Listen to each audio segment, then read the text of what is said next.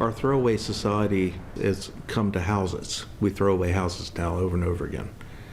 Sometimes it's inevitable, sometimes they're not salvageable, but good design, there's something there that makes it worthwhile. Anyone can go out and build a new home, but not everyone has the wherewithal and the dedication to restore a landmark property and to do it right. It's not just the house. It's not just the physical aspect of the house. It's the knowledge that's embedded in there as well.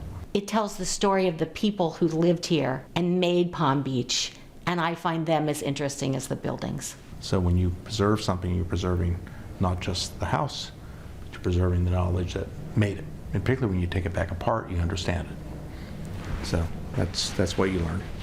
That's what you take away.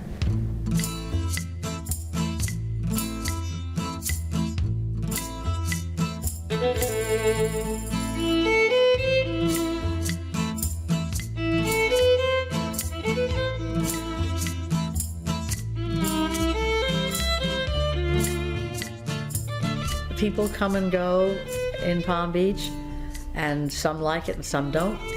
But those of us who like it really like it. Palm Beach is a small town on a barrier island, but it's a very seasonal community. It's a little hot here in the summer. Palm Beach is really paradise. In many ways, it's very elite, which is whatever it is, it just happens to be. But in my case, I'm still seeing families that I knew 50 years ago. When you come here, everybody is so nice. They're just so happy to be in good weather. And so when people are in a bad mood, you sort of have to scratch your heads of what's going on here. If you look at a place like Palm Beach, the reason it's so beautiful is because of all the old protected architecture. It's what makes this place such a culturally interesting place. We were happily living on Everglades Island. Honestly, I thought I was going to be carried out of that house feet first. But this house came up on Gulfview, which is right next to the Everglades Club. We used to drive by it all the time. It really resonated with me because of the history of it. It's a landmark, as in the true sense of the word. But it was sort of falling apart in front of our eyes. Nothing was really being done about it.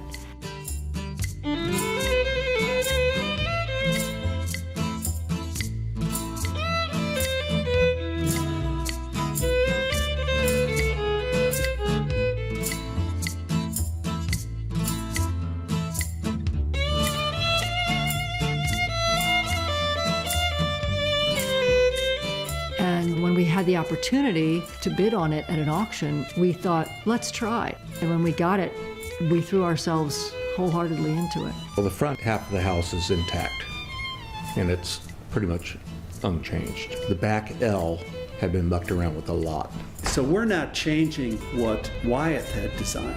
We're changing what had been done in the 1980s.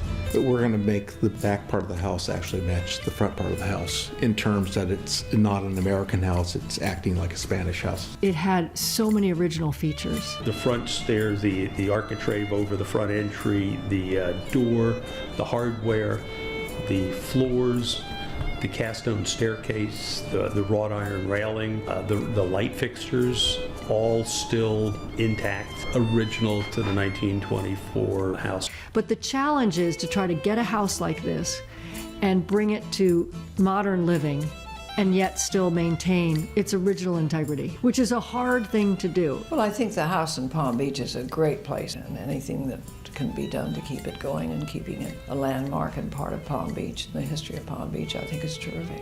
I think that whole street is a wonderful street. I, for one, am very, very happy about it. I think it's marvelous.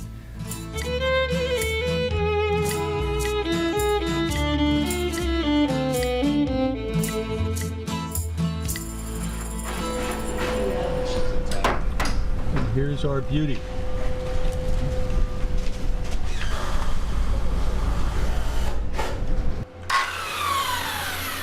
So we are pretty much done, completed the interior demolition. We are digging footers on the exterior to start our site walls. We're going to be raising the grade up here approximately 2 feet. We're putting some collars on those rafters so when we take these lower ones out, put the tray in, make room for the tray, they won't let the walls give way. So this was the section that was... And this was added on. This was added on. Right, you can see here's the old wall right here. This is 1980. None of these older houses had insulation in the ceilings or the walls. So the hollow tile, I think, did the trick in the wintertime down here. They say the barrel tile roofs help a lot because you got a lot of airflow through the space of the barrel tile. What's really nice about this room is if you open these windows like this on daylight today. It's spectacular. Yeah. So what do we learn by taking something apart and putting it back together again? A lot.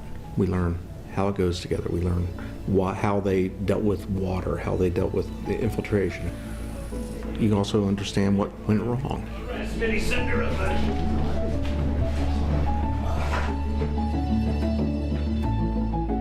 The last owner of the house was a man named Frank Butler, and he died in 2014 at the age of 86. When Mr. Frank Butler moved into it, I was his assistant, so I basically moved into it, and then I helped him remodel it because I knew all the trades by then from working on his other houses. He was attached to that house like it was part of him. Frank was a Renaissance man, is the best way to describe him. He loved beautiful things, he had great taste, but he was a bit of a wild card, and he was lots and lots of fun. Everyone on the avenue knew him, of course, and if you start roller skating down Worth Avenue, you're bound to be known. And so... He would rollerblade like miles, lots of miles, to West Palm and to the doctor's office. He had this wonderful imagination, always kind and sweet and very exotic. He was a charmer. He always charmed the women, and so he had a lot of women friends. No, he loved to entertain. I was there for dinner, I was there for tea. And he loved to dance, just like Grandmother Butler. He adored it, and he was a beautiful dancer.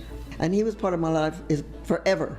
He was really a good-hearted person, but he had, different quirks about him. At one point, he had 5 or 6 cars, and they all had the same paint, two-tone paint job. And he'd make you drive in a row with entourage. So I was in the front, and I had emergency lights on, and he'd make me turn them on, like flashing lights. And we had like 6 cars all driving in the entourage. And we'd all go to the airport like that. He would do like an illegal U-turn or something, and of course you had to follow him. And we all got pulled over by the police. And what are you doing? He's like, oh, we're just following him. He pops out of the car with the white fur coat and a hat. I remember for my 60th birthday, Frank asked me what I would like to have for a present. And I said, Frank, do you know what I really want? Are you going to the so-and-so's party on Saturday night? He said, yes. I'd love to have you drive me there in your Rolls. Oh, well, of course, Edith, I'd love to. I was so excited about this. I thought I'd be on the arm of Frank Butler going to this party. It would be simply wonderful. Guess what? He pulled up in the Rolls into Phipps Plaza, and there was another woman in the front seat. Basically, he was a good person. And I can't say that about a lot of people, but I can about him.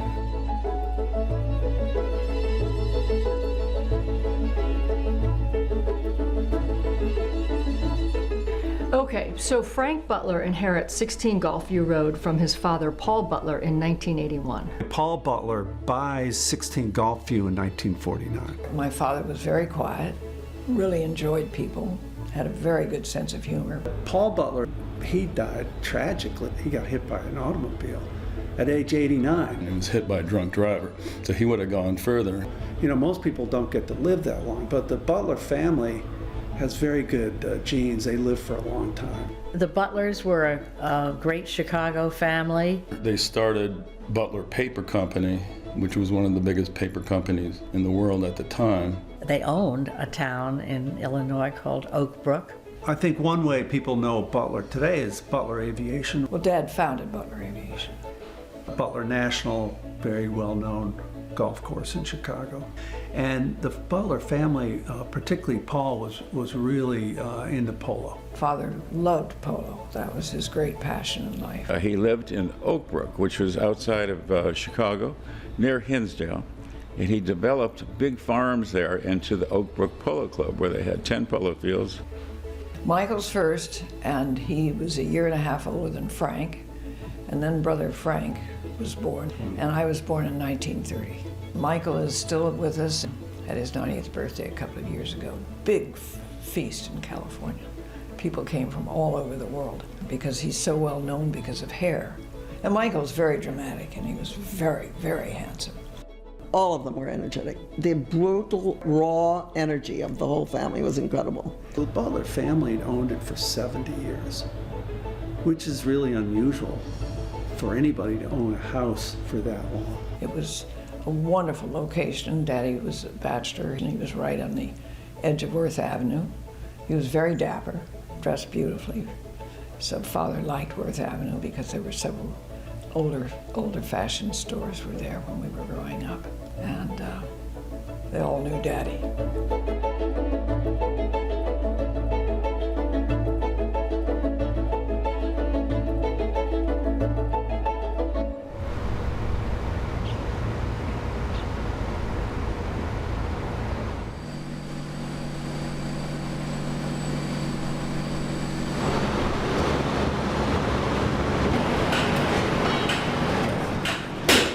My name is Tim Love, and I'm job site supervisor on the 16 Gulfview project. The architects had this concept of what's going on. They put it on paper. It all comes out of Richard's office. Is it what the architects are drawing is the finished product. And I take it from the finished product and I work backwards into the rough. Right now we're just about wrapped up with all the structural work, all the framing, all the hurricane tie downs to bring it up to what we consider current codes. We're right on schedule. Roofers are up there now, drying in the roofs. We won't have any more moisture in the house. It's good. Things are moving forward. Subs are starting to come in. Mechanical contractors are going to be coming in. The electrician, the alarm, the air conditioning, plumbers, getting all the mechanical trades in. Yeah, but it's really coming together. The painters will be here starting beginning of the year. They will be here for 10 months. New construction is cool. Remodeling is like an art. You got to use your mind a lot more. You're part of the whole house, and mentally it's all like you're all connected.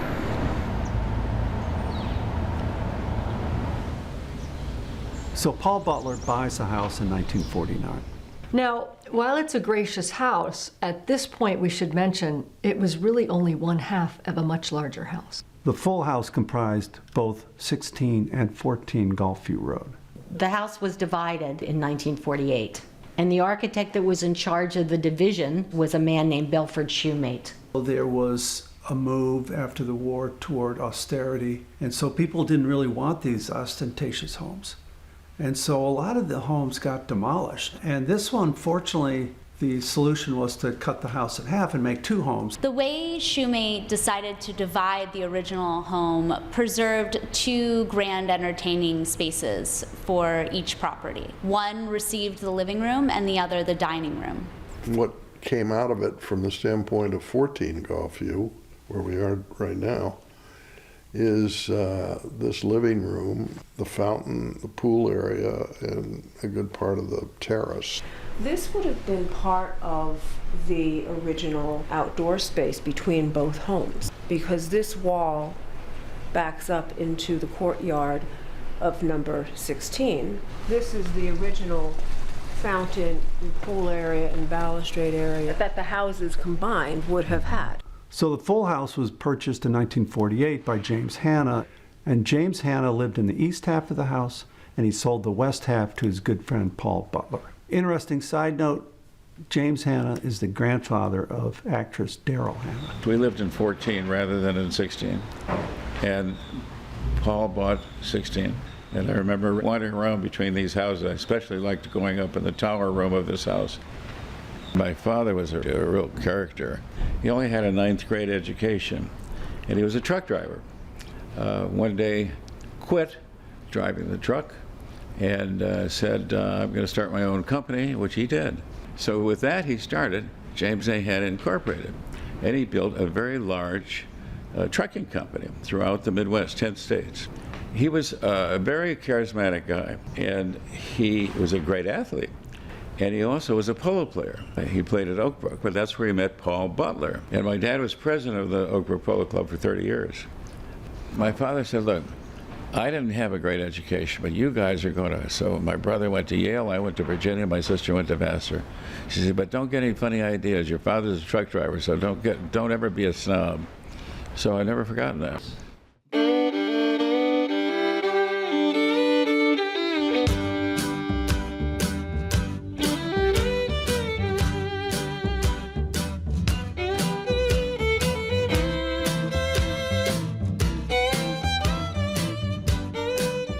Today, Palm Beach is reserved and quiet. You can literally roll up the sidewalks at 10:30 at night. But back in the 1920s, and really through the 1970s, Palm Beach was a real party town. It used to be fun here. I mean, there was debauchery in this town, and that was its appeal. It was fun. Back in the old days, the police would drive you home. If you were drunk, you could call them up, and the Palm Beach police would come take you home. My wife, she said I never learned anything in school because I never got an education because I was always tired and sleeping in school because her mother and stepfather would go to a party somewhere, and then they'd frequently buy the band and have an after party in their house with the band in the house. Middle of the night, they'd wake up to the music blasting from downstairs. And then she was supposed to get up and go to school at 8 o'clock in the morning. The whole thing was around drinking. Drinking and parties because they didn't have anything to do except that. And my parents, they didn't raise us.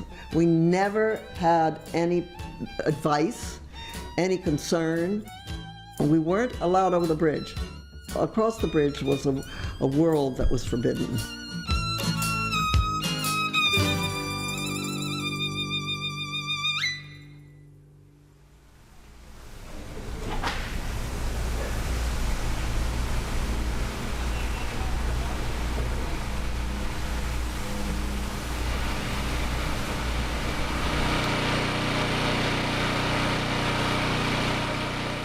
So where we are now is that we're installing windows. The plumbing roughs are getting complete. The electrical roughs are getting complete. So what that means to us is we start hanging drywall, which is where we want to be, start hanging drywall. I'm all-around carpenter for Tim Gibbons. That's what I do. Tim Gibbons is good at everything. He's from the ground to the crown, as they will put it. Well, they've added new construction to the old. So they've implemented new construction versus 1920s. And they tie the two together. And I'm sure when you're done, you'll walk in here and think that it was here since the 20s. You got a lot of finished work, doors, trim, a lot of trim, a lot of work, a lot of outside work, plastering. And now it's going to concentrate outside. Yep. And inside, work in the wood, you know, sand prep. There is a big difference of coming out of the ground with brand new and building a house from the ground up. It's more of a baby. This has more of familial, the old connecting with the new. Every single house is different. So it's always kind of a challenge when you come to one of these houses. Get to do this beautiful work, you know, create what we call a masterpiece, you know. Very nice.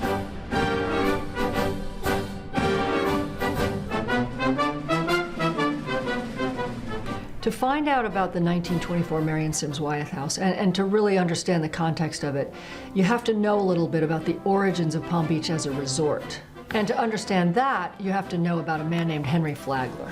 Those of you that don't recognize Flagler's name, everyone recognizes his business partner's name, John D. Rockefeller.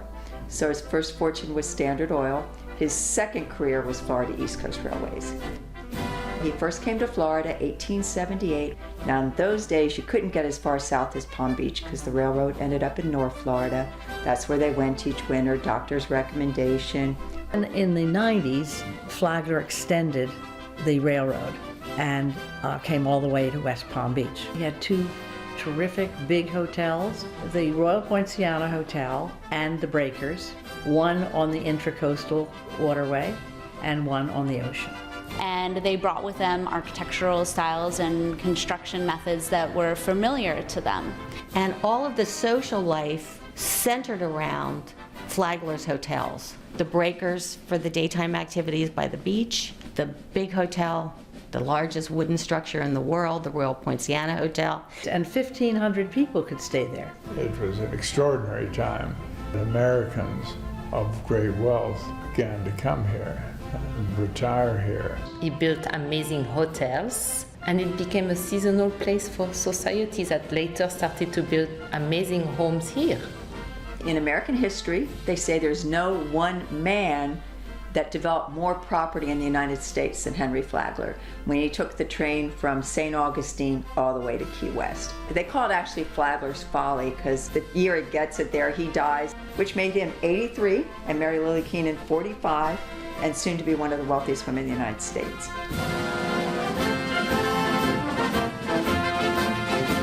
One of the wealthy people coming down here at the time was Paris Singer. He was the son of Isaac Singer, who founded the Singer Sewing Machine Company.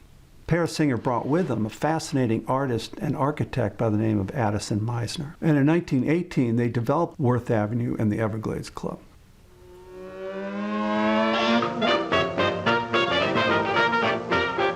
Paris Singer, his father invented the Singer sewing machine in 1851. He was one of the wealthiest men in the United States. Mr. Mizner was from Benicia, California. His father had been a diplomat to Guatemala and Central America. And they lived in Antigua, the old capital of Guatemala. And that's where Mizner fell in love with Spanish or Mediterranean style architecture. He goes to school in Salamanca. And so he has all this immense visual background, this encyclopedia of form that he was able to draw upon. Paris Singer and Addison Mizner decide after World War I that they're going to build a convalescent home for shell-shocked officers from the First World War. And that's what's to become the Everglades Club. Worth Avenue is basically a trail through the jungle. What is now the Everglades Club was Alligator Joe's alligator farm. You pay 25 cents to see Alligator Joe wrestle the alligators. So when Paris Singer decided to do this development, not only was there land for a new shopping street, a new club, there was also plenty of land for residential development. Of course, they had lots of problems. First of all, they couldn't find construction workers. In terms of labor, there's nobody down here. America wasn't a masonry culture. The cast stone, he basically set up an industry to make it. Mizner Industries was built in West Palm Beach. It was the biggest employer in West Palm Beach. He had Los Manos pottery, which had beautiful handmade tiles, some of which we see in 16 Gulfview.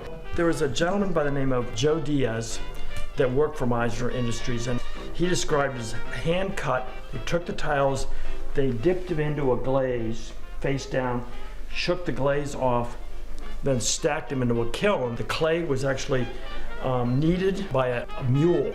So it was that crude of an operation, and that was all done down Bunker Road. There was a blacksmith who would create stair railings and chandeliers. He knew what he wanted, knew the designs, and he knew how to make them, and he taught his artisans down here how to make this. Sunday, October 27th, 1918. Mr. Mizner has taught the Floridian the value of color, and he has introduced a new era in architectural design which makes the most pretentious efforts of his predecessors appear at once inappropriate and commonplace. The Palm Beach Post.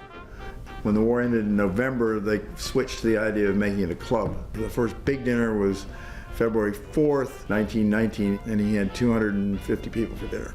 By 1920, a year later, he had 400 members. And immediately the social scene shifts from the public hotels to a private club. Singer ran it as a fiefdom, and it was annual membership, and had everybody terrified whether they get the letter or not that particular year. And it is architecturally an overnight success. All the society folk want to have a mansion designed by Mr. Mizner, so Mizner becomes terrifically successful. My great-grandfather's wife went there for lunch and fell in love with it and immediately wanted Mizner to build a house for them, which he did.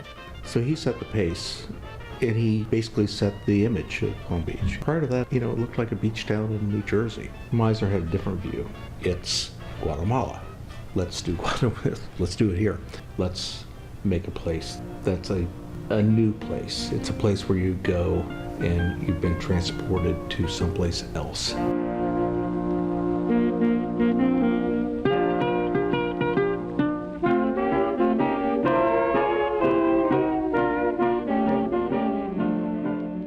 People say, oh my God, Palm Beach has changed so much. Yeah, sure. Change is part of life, but there's a lot of Palm Beach that's still the same. In those days, it had nothing to do with money. It had to do with the person themselves and the class. And that classiness came from generations before, whether it was from the era of Newport or the era of New York when there were enormous houses down Fifth Avenue. It's instinctive. They were ladies and gentlemen. It was an honor system. They were afraid of the world outside and who might come into their world.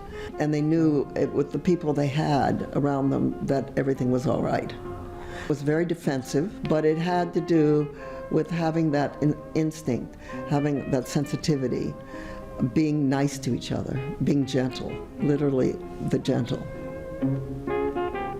Money causes a lot of joy and a lot of unhappiness. It was a big part of my life. Palm Beach it's a very easy place to be, and everybody comes here at one point or another, whether they live here or not, but everybody wants to go to New York, and people all want to come to Palm Beach.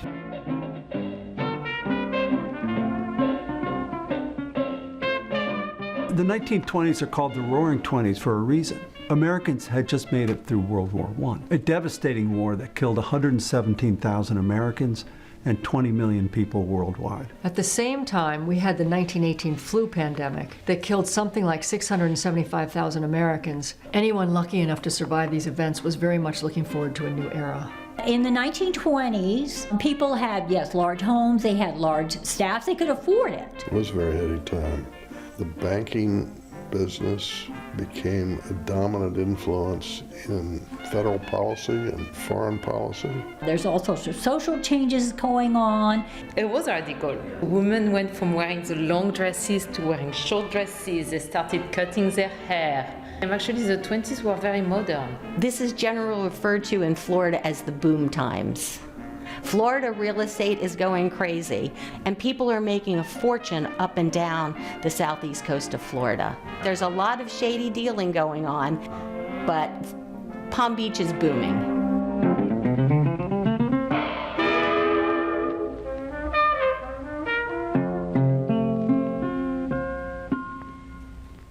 By 1920, Addison Mizner was one of the best-known society architects in the United States. But by then, he was not the only game in town. Marion Sims Wyeth opened his office here in 1919.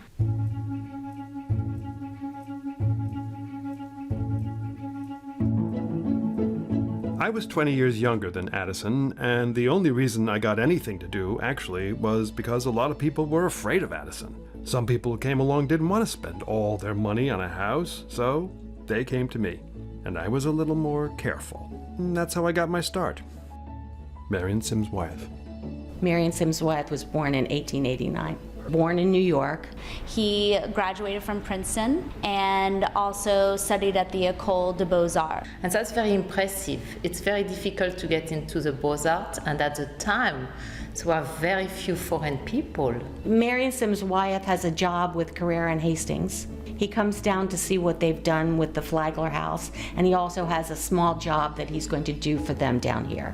That introduces him to Palm Beach, and he sees an opportunity and decides to move his young family down here in 1919. Marion Sims Wyeth is early. He's coming in right after Mizner, maybe even a little before Maurice Facio. The story begins in the spring of 1920, when I was walking down Gulfview Road towards the Everglades parking lot, and Martin Sweeney, then manager of the newly opened Everglades Club, introduced me to a very attractive couple, Mr. and Mrs. Edward F. Hutton, who were looking for a possible site for a cottage they wished to build. Before we parted that day, I had been commissioned to build a house on a lot which projected into the Everglades golf course. Marion Sims Wyeth. Gulfview Road was completely blank. The road was in, but there were no houses at all. Wyeth says, by the end of the day, I had a new commission to build what is now Hogarcita, which is 17 Gulfview Road, which is the first house on the street. E.F. Hutton was a stockbroker and was very successful broker. And he was married to Marjorie Merriweather Post, the heiress to the Post family, Post cereal, competitor to Kellogg. So it seems to me between the two of them, they had a lot of money to spend. Marjorie started her house. Hogarcita means little cottage. The house is finished for the season in 1922. Thursday, October 4th, 1923, New York City. My dear Marion, Mrs. Hutton has asked me to write you regarding Palm Beach. Regarding her bathroom, okay. Regarding the telephone installation, that is okay too. And that is about all there is to it. So, shoot the works. My best to you always. Sincerely yours, E.F. Hutton. To most people, they look at Hogarcita, this is a beautiful home, why would anyone want to leave this home? But it turned out to be not big enough for her taste, and so they went down further south and they built Mar-a-Lago. Mrs. Hutton would like to have some control over who's going to be on her street and what's going to be built on her street. So E.F. Hutton, Paris Singer, and Marion Sims Wyeth form a partnership, the Gulfview Road Development Corporation. Marion is the president. E.F. Hutton is a private partner, but it's his money that's financing it, and he buys the lots from Paris Singer. They decide that they're going to start with 6 spec houses. They draw out a budget. The houses were first supposed to be sold for $32,000 each. Monday, June 26, 1922. Dear Mr. Hutton, the market in building materials has been going up, and I've had to take the bull by its horns and order a certain amount of building tile and lumber without waiting for the papers to be signed. This I may have to pay for while I'm down there. With best wishes, sincerely yours, Marion Sims Wyeth. Not only does he have the connections on Gulfview Road, not only does he have the basis of Mar-a-Lago, but he also did Shangri-La in Honolulu, Hawaii for Doris Duke. He did the Governor's Mansion in Tallahassee, Florida. He did the original Good Samaritan Hospital in West Palm Beach. These are the foundations of community. Another prominent institution within the city that was designed by Wyeth is the Norton Gallery of Art, which is today known as the Norton Museum of Art. There's almost not a street in Palm Beach that hasn't been touched by Marion Sims Wyeth. Addison Mizner is flamboyant, full speed ahead, damn the torpedoes style.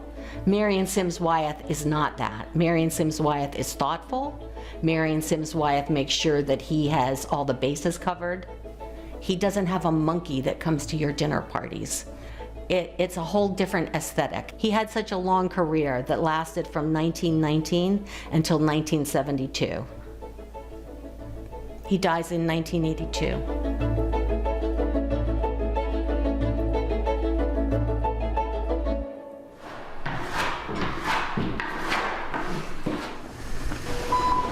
Hey Paul, Tim Love. Still looking for that estimate on the basement. You got to move forward quickly on that. We're running out of time, and I want to get you completed. So give me a call back, please. Nothing. That's nothing. It's not? Oh, headboard? Is this a retractable awning or No, that one's fixed. Because the afternoon sun's in here is insane. We're about 20 months into the project, and supposedly to be finished in the next month or so. The exterior is mainly the big thrust. Good news is the kitchen's ready to go. It's totally operable. All the appliances are here. All the lights are pretty much in. The floors are looking great. There's hardware people here. It's going in everywhere. The doorknobs, the window knobs. Well, it's looking darn good, Tim. And we're going to be able to move in on Saturday? That's what we're supposed to. Yeah, I think the inside will be ready. Because there's a lot of intricate details. It sounds like you'll be with us for Thanksgiving. Just set a seat for me. I just want to know that before I order the turkey.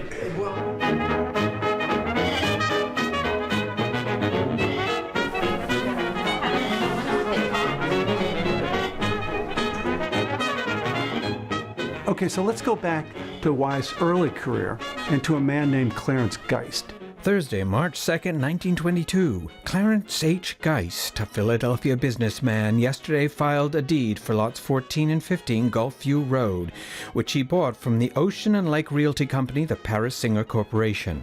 Mr. Geist will erect a dwelling soon and make Palm Beach his winter home.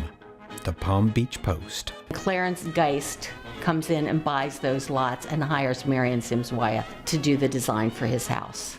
That house is early. This, across the street, the Everglades Club, Worth Avenue, this stuff was all a huge change in style. This was the avant-garde.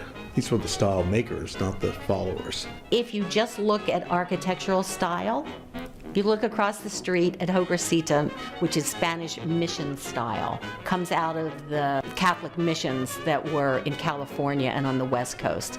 It's a much plainer variety. The Geist house is not that. It's Spanish Baroque. It's about as ornate as you can get it, with the plateresque door surround. That's the style that Wyeth used for Geist. Wyeth was very good at adapting himself to the desires of his clients and designing buildings that represented their personalities. It's very imposing. It's on an important corner. It has ostentatious architectural detailing. I think it was definitely a statement to build his home where it was located, directly across from E.F. Hutton and Marjorie Merriweather Post, and right within sightline of the Everglades Club. Thursday, January 22nd, 1925. One of the new Spanish villas to be completed in Palm Beach this season is that of Mr. Clarence H. Geist of Overbrook, Pennsylvania. Mr. and Mrs. Geist, with their 3 daughters, spent the entire summer in foreign travel and purchased many interesting things for their new house, which is one of the most attractive in the Gulfview Road colony. The Palm Beach Post. Clarence Geist is a self-made man, born in Indiana, on a farm. He went west for a time.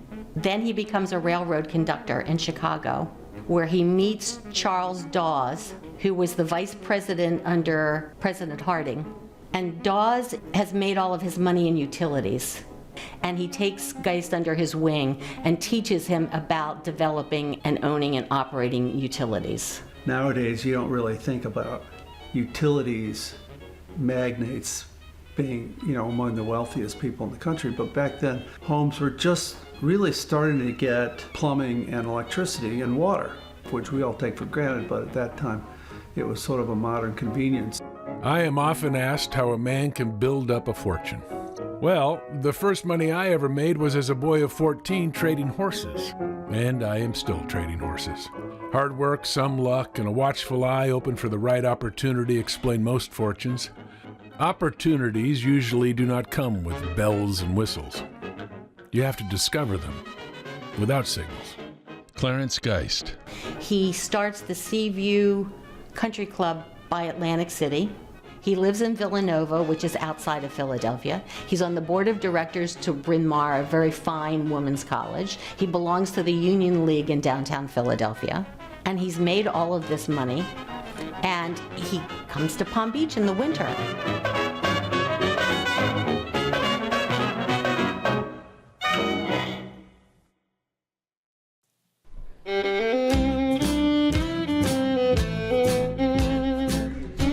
So the way Wyeth designed this house, there's a concrete and hollow tile wall that comes up and it supports Western platform framing. These exterior walls were then framed up off of those, and then again the second floor is either sitting on top of a wall plate or it's balloon frame, which goes all the way to the plate that carries roof line. And then they would come up outside of that with hollow clay tile, and they would mud set that like we do brick. So it's a hip frame roof, and then you've got the sheathing, and then they would put usually a coal tar roof membrane, and then they would mud set pan tiles, and then mud set handmade cap tiles. I mean, the type of architecture is from time immemorial. It's not what we do up north, which is the stick kind of architecture. Buildings are made of sticks or mud, right? And so this is a mud architecture. So it's a Mediterranean, it's a mostly antique form of architecture. So in Mediterranean houses, the focus is often inward, towards the courtyard and not so much out towards the street.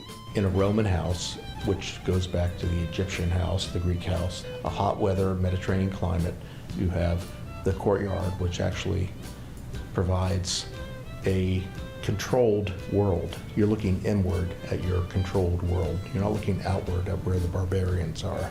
Rooms are thin, the windows open on both sides. It's light, and it's free, and it's somewhat exotic, and that's how those houses were made.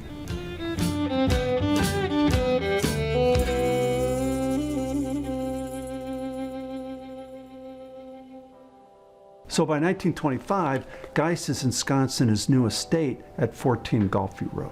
Next door, Paris Singer and Addison Mizner are having some sort of a falling out, and Mizner has big ideas for a resort at Boca Raton. And one of the backers of that enterprise is Clarence Geist. Paris Singer and Mizner went their separate ways. Mizner's bad boy brother Wilson shows up, and he convinces Mizner to get all his Palm Beach clients and his own personal money and invest in this, what was to be like a Mizner world in Boca Raton.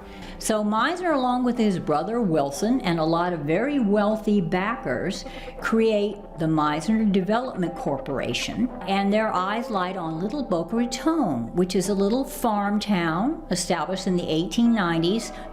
Unfortunately, by the end of 25, the land boom was actually going bust. All the phony deals in Florida real estate, and people stopped making their payments. When people find that out, there's a run on the banks. As if that were not enough, September 18th of 1926 was South Florida's Hurricane Katrina.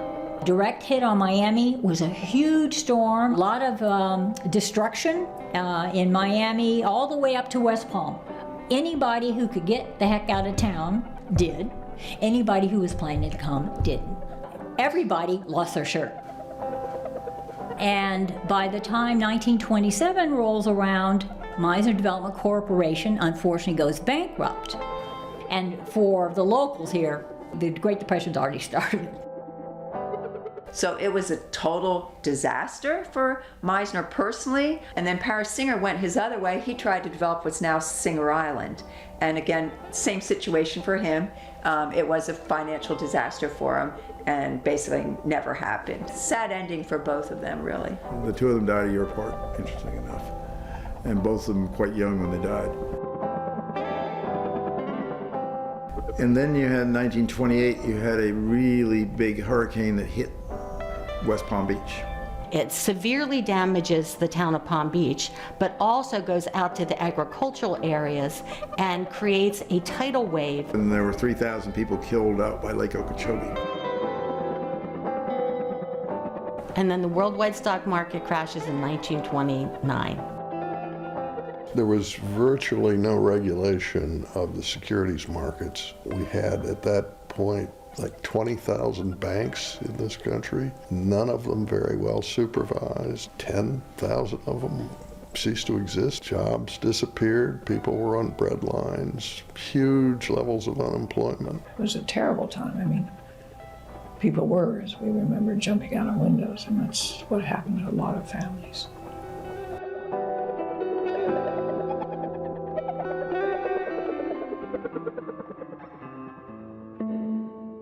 Mizner's Boca development fails in 1927, and Geist, one of his early backers, sees an opportunity.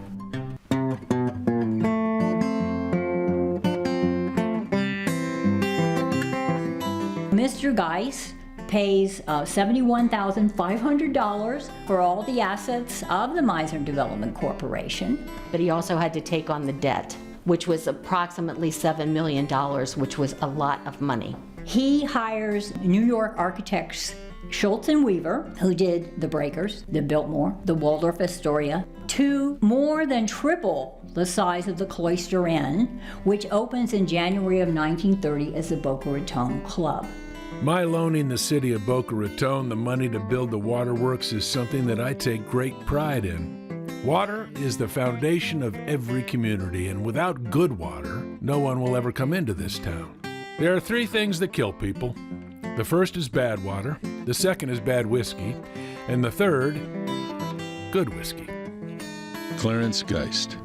He stays in Palm Beach at 16 Golfview, while Schultz and Weaver are doing the addition to the Cloister Inn. He has a private railroad car, but there is no train station in Boca Raton. 1930 is when the railroad station in Boca Raton opens. It's then that Geist stays at his new club in Boca Raton, and at least for one, maybe 2 seasons, leases the house at 16 Golfview Road. Remember, it's the Depression. The club became the main economic engine of the little town of Boca Raton for the next decade. So Mr. Geist really saved the town of Boca from absolute penury. We believe now that Mr. Geist really did not make money at the end of the day because of the times. I mean, he had no control over what history was handing out at the time. And so he actually probably carried the club through his own finances.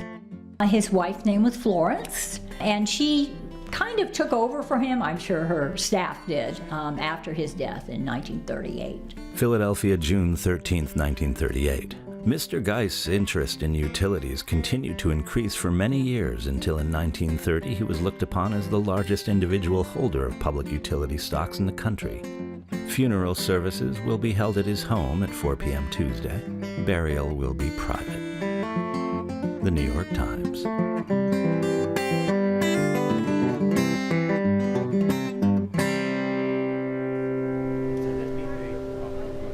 We know that in 1934, Geist rents 14 Golfview to Mr. Guy Thomas from Minneapolis. And after Geist's death, his estate sold 16 Golfview to a Clinton Sibley Dow in 1940. But Dow died unexpectedly in 1944.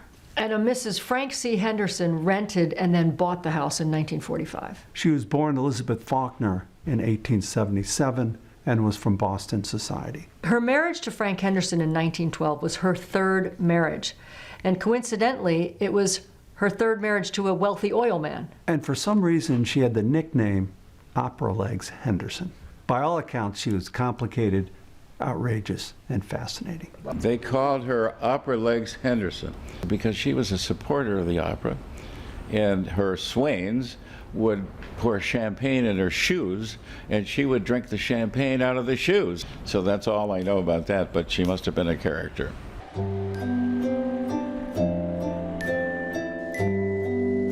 The town of Palm Beach and the Preservation Foundation is incredibly fortunate that there are people in Palm Beach that do understand why historic preservation is important. Historic preservation gives each community a unique sense of place. It's a physical representation of the history of that place and how it came to be. Sharing local history is absolutely key to building a sense of community. Even if you're a relative newcomer, how will you ever fully embrace your community until you learn about the history of the community of which you are now a part? We love our grandmothers and we love our grandfathers, and you're getting a slice of that energetic 1920s.